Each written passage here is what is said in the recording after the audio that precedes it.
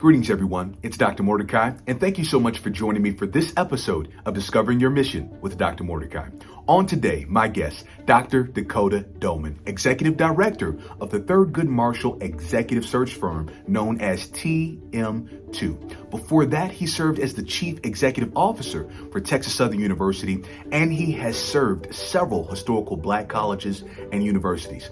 A product of Houston, Texas, and a fellow fraternity brother of Alpha Phi Alpha Fraternity Incorporated, I look forward to sharing this interview with you, discussing some key critical issues about the future of historical Black colleges and universities, as well as the work that he is doing to address the needs of its future leaders. Without further ado, my interview with Dr. Dakota Doman.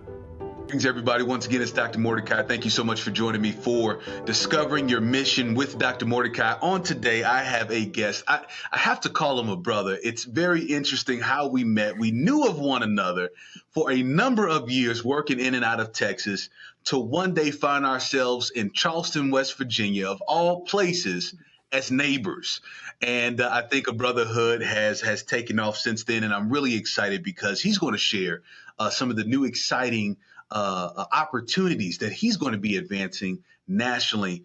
Without further ado, Dr. Dakota Doman, how are you doing, good sir?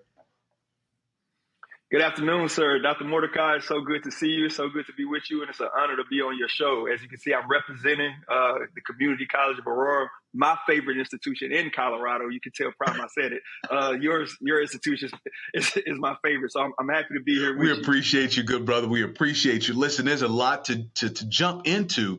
First, I think it's so important to just kind of highlight your journey. Can you let the watchers, the listeners know, how did you get started in higher education and what has brought you to this passion? Because uniquely, you were working at one point in time for the state of Texas through the Texas Higher Education Coordinating Board, but you didn't start there. You started, I believe, in student affairs. So talk with us a little bit about your journey.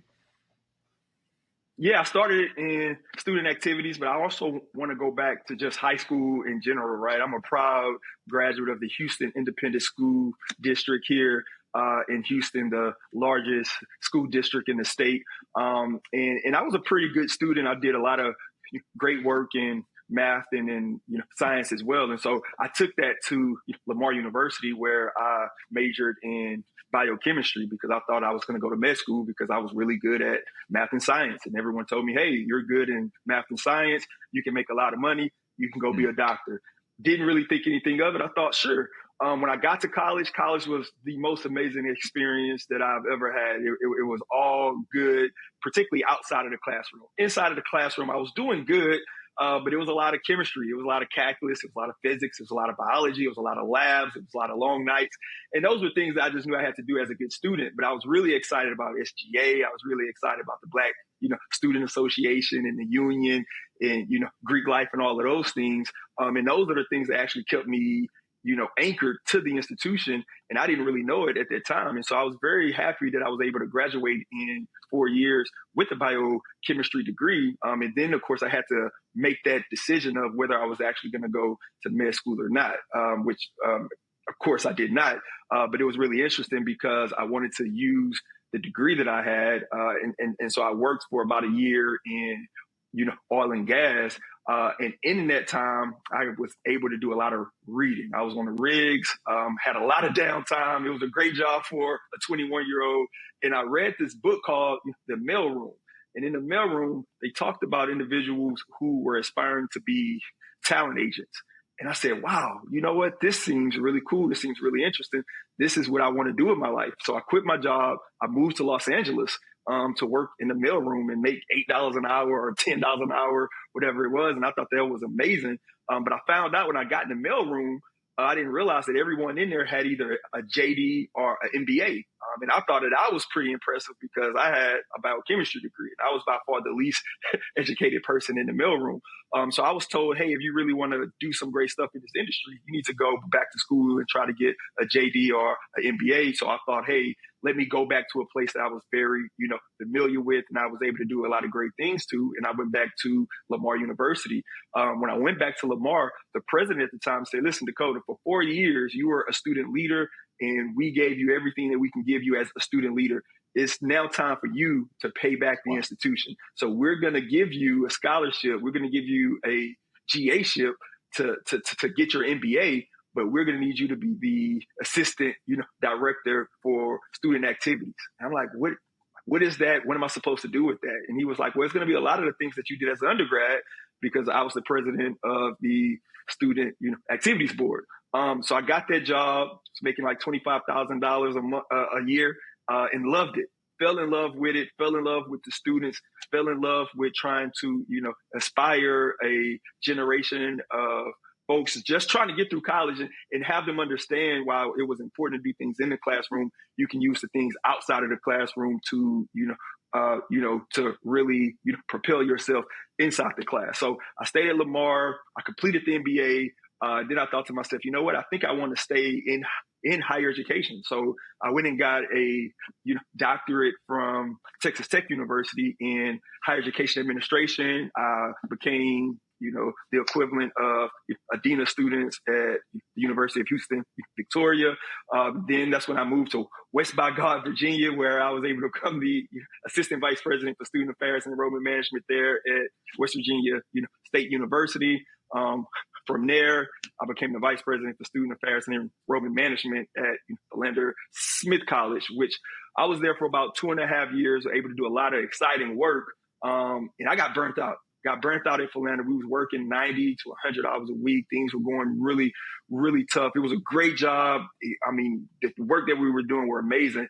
But I needed a break from being on a campus. But I knew I wanted to stay in higher education. And so I applied for a job at this place called the Texas Higher Education Coordinating Board, which ironically I had never heard of. And that's as a person who went to school in Texas at the undergrad level and at the grad level and had worked in Texas, never really heard of the coordinating board. So I was like, what do we do here? And I was able to really get there and learn policy and governance at a higher macro, level to really influence the change that I wanted to do on a college campus. So instead of being at one college campus, we were able to work with all the community colleges, all of the independents, all of the publics, all of the system, and the elected officials' offices as well. So did that for about 3 to 4 years. And then I got that itch to go back on the college campus. And so I accepted a job as the chief of staff at Texas Southern University, where I was there. And then I actually became the acting CEO of the institution. And again, I wanted to continue to work in higher education, but while I was there, I learned that there was this other aspect of higher ed that was really important, and that was executive talent solutions, which is what I'm doing here today. Outstanding, brother. Man, there's a lot to unpack here, and we're going to try to do this in a short amount of time. So take this journey with me. First, let me start here. You called out something that I think is so important that we need to get your wisdom on, and that is, as you said, at one point in time in the journey, you became burned out.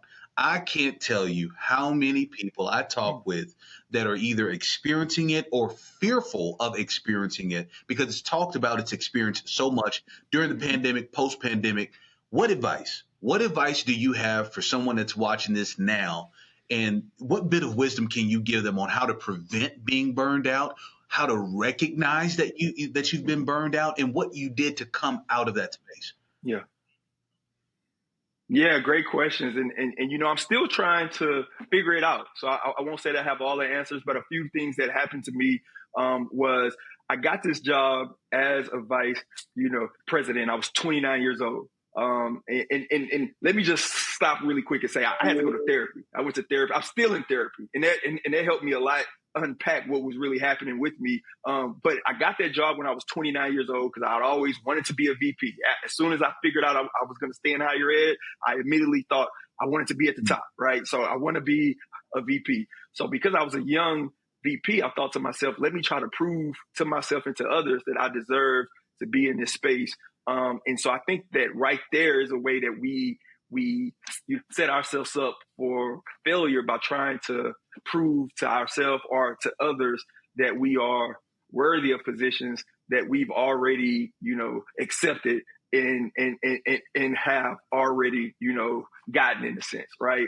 And so every day I would go to the job as if I was on an interview. If you know anything about interviews in higher education, you know that those are arduous processes, right? You go through a 2-day interview, you meet with everybody from the custodial staff on to the alumni associations, on to the mascot, on to everybody. And that's a tough process, but imagine being on that process for 2 years or 3 years where every day you go into a space and you act as if you are interviewing. That's tough for 2 reasons. One, you just won't be able to perform at the level every single day. But more importantly, we wear a mask, right? Because when you're interviewing, sometimes you're not really your authentic self through and through the interview. You may have one group of folks that you feel comfortable with, and you say, oh, well, this group, whether it's the students or whoever, I can be more comfortable. But when you're in an interview, you feel like you're on and you're not being your authentic self. So one of the things that I tell people all the time, you have to be authentic, right? You have to really bring your authentic self into the spaces and be okay if you're not going to be loved, or if you're not going to be liked, or if you're not going to be, the most polished individuals. You may not always say the right things or wear the right things. That's okay, but be yourself. Allow yourself that space, because if not, you do a disservice to yourself. And not only that, it's not really sustainable, right? And so how long are you gonna wear the mask in a sense, right? And so that's something that I would tell people about how it happened. Now, to get out of it, for me, I took an approach where I literally just had to leave that particular space.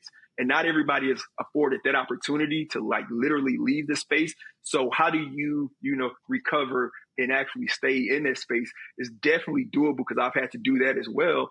And it all comes first from awareness. You have to be aware that you are feeling burnt out, and you have to make the tough decision to, prioritize yourself.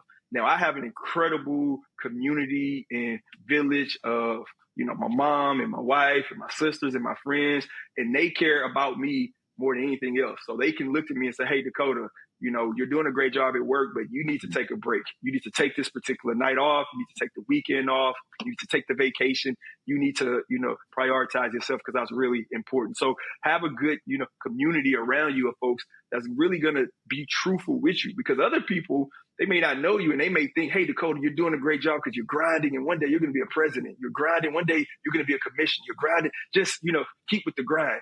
And they may have good intentions for you, but they don't really know you on an intimate level to see behind the scenes what it's really doing to you, right? And so one of the things it was doing to me was I gained a lot of weight. I had gained over, 100 pounds from what I really was, and I had to lose all of those things. And the thing that I'll say as well is it's important to realize that there's going to be other signs of unhealthiness, right? Whether that's weight gain, a spiritual thing, a emotional thing, a financial thing. All of those things are tied in. So I'll ask anybody, how do you know that you may be, burnt out in a sense? Look at other aspects of your life. And if other aspects of your life are not going as well as your career, that may tell you that you're going to be on a path to getting, burnt out. That's powerful. That's powerful, good brother.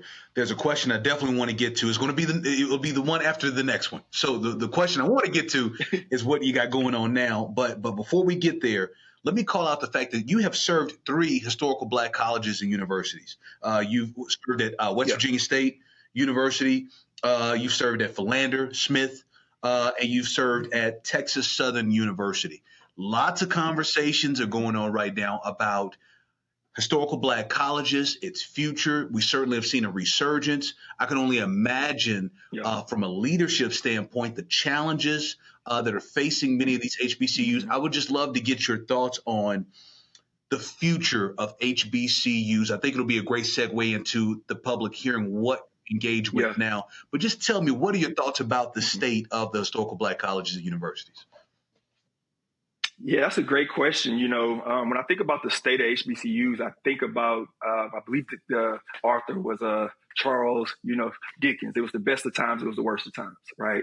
I say that it's the best of times for a lot of different reasons. We have seen a renaissance through fundraising and friend raising. We've seen attendance going up. We've seen programs, athletics, with all the things that Prime was able to do at, Jackson State and the SWAC. We've seen a lot of, excitement for, the culture as well, right? Megan Thee Stallion graduated from, TSU, got a lot of publicity. I mean, we've seen some things that we probably hadn't seen since, a different world. And I think that that's great. And I think that we may be in a space to, leverage that from all aspects. On the flip side, we've seen a attack on higher education at large in terms of, the population that, HBCUs would typically serve. And that attack has been a ideology attack in terms of what we can teach and what we can't teach. It's been a health scare, right? In terms of, COVID. If you look at the, populations of individuals that were, impacted the most. And so it's almost been a bifurcation of the best of times and the worst of times as well. But I definitely think that we have a bright future ahead of us. I think that our best days are definitely ahead. One of the things that I don't feel is discussed enough is if you look at the state of HBCUs right now, when I was young, I mean, really, really young, early 90s, late 80s, every year, every other year, every, biennium, HBCUs were closing. HBCUs were absolutely closing. It's been a while since you've actually seen or heard of HBCU having to close its doors. You've been hearing the exact opposite, actually, right? Morris Brown, they got their accreditation back and they're on the road to, recovery, right? Barbara Scotia and, North Carolina, exact same thing. And so I definitely think our best days are ahead, even in terms of the prominence of our, graduates, right? Kamala Harris, who, serves as, the VP. She's an HBCU grad. We have, governors now and a lot of mayors. And so definitely think our best days are ahead of us. We just have to have a coordinated agenda on how we collectively can benefit and leverage the opportunity. I love it. Which takes me into this next question. You are underway with a very, very exciting job, a new responsibility, opportunity that's going to have national impact. Can you tell us about it? Yes, I mean, I'm so excited about this. And so the Thurgood Marshall College Fund, TMCF, they are a organization that supports over 50 HBCUs. And the way that they support them is through advocacy, through scholarships, through programs, and all of those great things. They created back in 2016 or 17 a subsidiary called TM2 Executive Search. And what that is to focus specifically for HBCUs trying to fill the C-suite, positions at their institution. So there is no other executive search firm in the world that specializes and only works specifically and exclusively with HBCUs. The reason why that is so important because what we have seen post-COVID is a mass exodus of presidents at our beloved HBCUs. Currently, the average tenure, so from 2022 to 2023, we had about 33, 34 HBCU presidents leave. If you know HBCUs, there's only about 100 of them. So you're talking about a third of the leaders had to transition out of the space. Those leaders' average tenure was 2.1 years. 2.1 years. Now that, momentum I spoke of, that's tough when you only have a leader in place for 2 years. If you go and you meet with an organization that wants to give you a transformative gift, sometimes it takes a little while to get that transformative gift. If you go to a Fortune, 25 company, and they want to give you a transformative gift and you change leadership, just like in the business world, if you get rid of the CEO, typically the stock goes down. They say, well, wait a second, we need to see how this is going to work. So to have a third of the HBCUs, transition is pretty alarming. And what we are finding out is 98% of presidential searches use a executive search firm. And at the HBCU level, is the exact same thing. Almost 100% of them use an executive search firm. Where if you were to say, well, show me the firm that really understands the HBCU mission. Show me the firm that really understands the HBCU culture. Show me the firm that really understands the importance of these dual institutions. You will come up short until now because we have, started the firm that's going to focus specifically on the presidents, the provosts, the CFOs, the VPs and the deans, because we know the institutions. We understand the talent that is out there. We know how to identify the talent. We know how to advocate on behalf of our institutions to make sure that we are having discussions from an asset, based conversation so that we can attract individuals to apply for these jobs. Now, on the flip side, these jobs are very tough. These are very challenging jobs, of course. But what's happening is a lot of times when you go to a firm with individuals that do not understand HBC culture, they struggle to talk about it. They struggle to articulate. And so they do one or two things. They scare the person off, or they don't give them enough information. The person takes the job and they say, what did you get me into? You didn't tell me about cash on hand. You didn't tell me about letters of, credit and, the sum. You didn't tell me about this crazy alumni association. You didn't tell me about this crazy board. And sometimes either they didn't know to tell you, or they didn't know how to discuss a, population or community in which they don't come from. Right. So if you look at this community of folks and you're like, yeah, I know this alumni association is a little crazy, but I don't look like them and I don't understand what they understand. So I'm going to have a hard time articulating what you need to do when you're having conversations with them. Tell you what, I'm just not going to say anything. I'm not going to do anything. I'm going to hope for the best. Good luck. And that's what's happening a lot of times. And of course, that hurts the environment. So here, TM2, we know our institutions. We love our institutions. And when you love something, you can hold it accountable to a different degree and you want it to be successful. So we're going to, get in there and not only place them, but we're going to work with the boards to do training. And not only do that, but we're going to work with all of the new presidents, and we are going to pair them with a mentor president as well, because a lot of the institutions you will have first time presidents. So we're really excited about this, and we think that if we can place good individuals, which we know we can because there's a lot of them out there, and if we can get more stability and longevity, then we'll start to be able to really realize the potential that these institutions have. Outstanding work that you're doing. I feel like almost in a sense this interview is breaking news, so I'm just going to claim it. It's breaking news that I've gotten a higher ed scoop on my hands. But listen, Dr. Doman, super excited about the work that you've been doing. You have such an amazing story. You've been making such a great impact. I think it's just time to bring it to the very last question. I love to ask all of my guests about their mission statement and the why behind that mission statement. So at this time, can you share with us, what is your personal mission statement and why? Yeah, that's a great question. I think my personal mission statement is to build the capacity of talented individuals and to connect those individuals with the opportunities in which their talents are going to be called on so that they can change the world for the better. The reason why that's so important is because, we have so many challenges in the world. We have so many problems in the world. And I learned, as I'm sure you've learned, along the way, we should stop asking individuals what they wanted to do when they grow up. Start asking them, what problems do you want to solve? What challenges do you want to tackle? Because there are a myriad of challenges, whether it's, socioeconomic or the digital divide or poverty or housing insecurity or healthcare related or technology. There's so many problems and challenges out there, and they're going to demand talented individuals to solve those problems. So I get really passionate because there's so many talented people out there as well.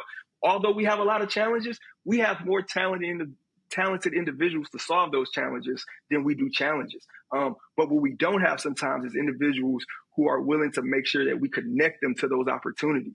And so when I look all the way back to when I said, hey, I may want to be a talent agent.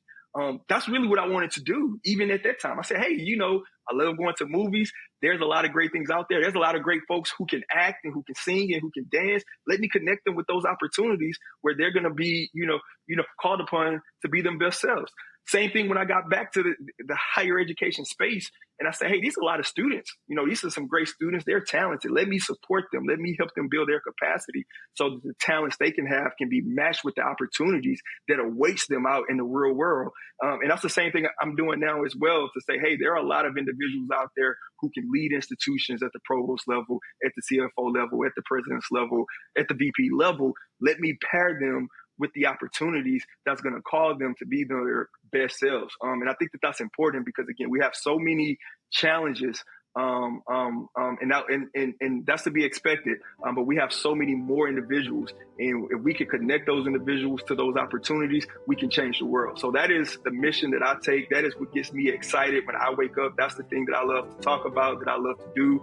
And I am excited to continue to do that for as long as, God says I can. Brother, let me tell you, you are doing amazing work. You're an extreme talent. You're an extreme gift to the profession.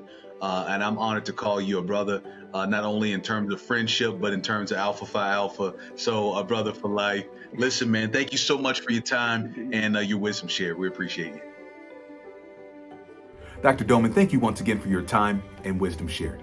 At this point in the show, I'd like to share with you my 3 key takeaways. Now, certainly there were many key takeaways that were shared in this episode. However, here are my 3 that I would like to share with you at this time. Number 1, Dr. Doman talked about the importance of utilizing therapy when needed. Each and every one of us are dealing with various challenges, opportunities, some traumas. I thought it was very powerful that he shared that you need to utilize therapy when needed. I certainly have, and I encourage you to do the same. Secondly, he talked about serving where you can be your authentic self. I've talked about this on my Good Morning Champions messages as well. It is so important that where you choose to serve, an institution, an organization, a company, a nonprofit, you name it, it is a space and place where you don't have to put on airs. You don't have to be someone and turn on to be someone who you are not. It is so important that you are able to serve in that space, being your true, authentic self. Last but certainly not least, Dr. Doman talked about reflecting on what problems you want to solve in the world and allowing that reflection to lead you in the spaces and places in which you should be serving. It's not about chasing after a title. It's not about chasing after wealth. The idea, the question, the responsibility is, what is it that you're seeking to solve, and then moving in that direction? Champions, thank you so much for your time on today. I hope you enjoyed today's episode, and I look forward to seeing you soon. This is drmordecai.com. Take care, everybody.